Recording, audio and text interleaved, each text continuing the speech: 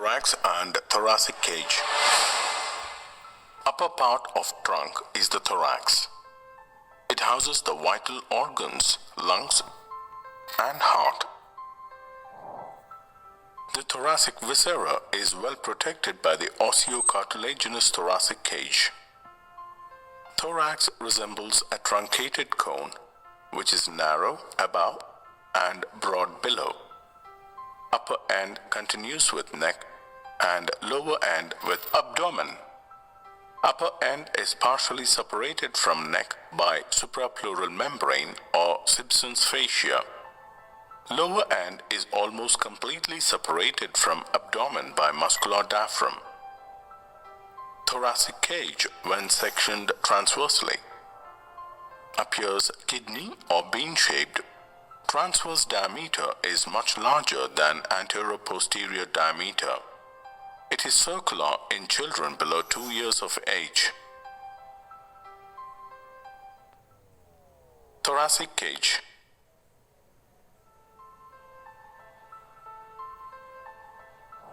Thoracic cage forms skeleton of thorax. It is osteocartilaginous, that is made up of cartilage and bones. It protects lungs and heart. In addition, it also protects abdominal viscera like liver and spleen.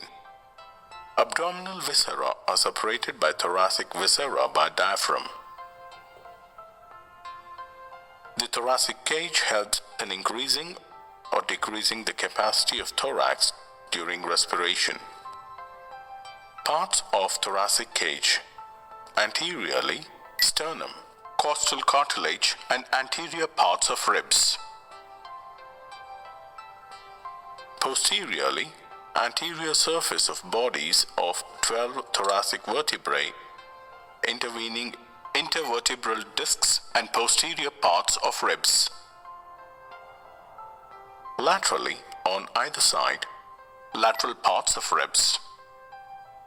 All the ribs articulate with vertebrae posteriorly.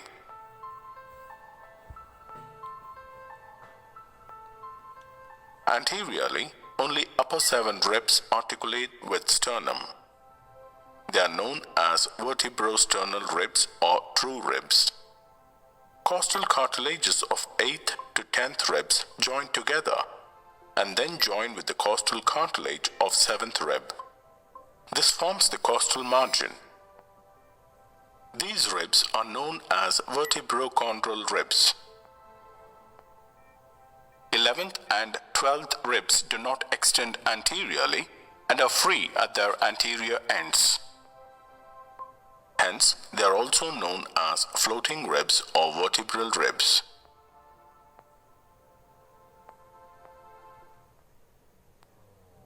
Thoracic inlet.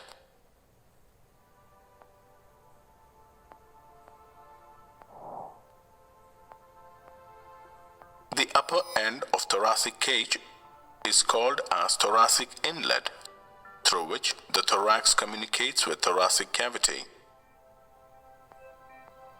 It is kidney-shaped.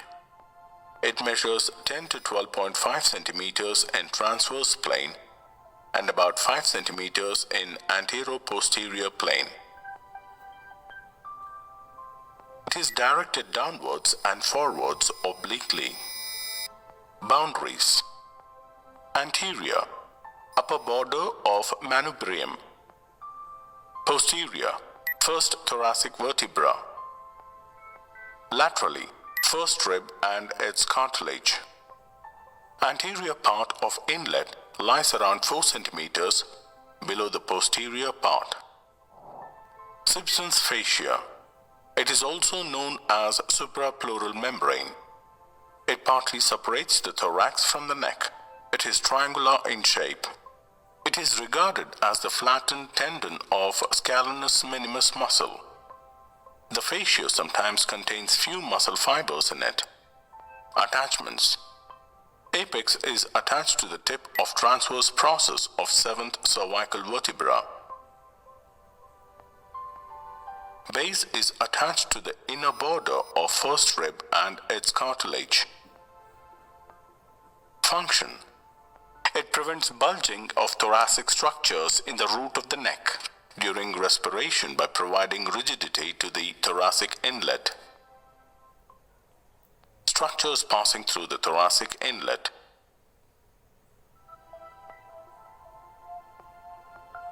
Viscera, trachea, esophagus, apex of lung, cervical pleura covering the apex of lung, sometimes remains of thymus. Vessels, brachiocephalic artery, left common carotid and left subclavian artery, internal thoracic arteries, superior intercostal arteries, first posterior intercostal veins, inferior thyroid veins, nerves, phrenic nerves, vagus nerves, sympathetic trunks, first thoracic nerves, muscles, sternohyoid, sternothyroid,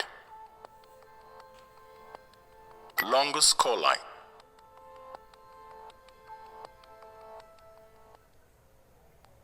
thoracic outlet.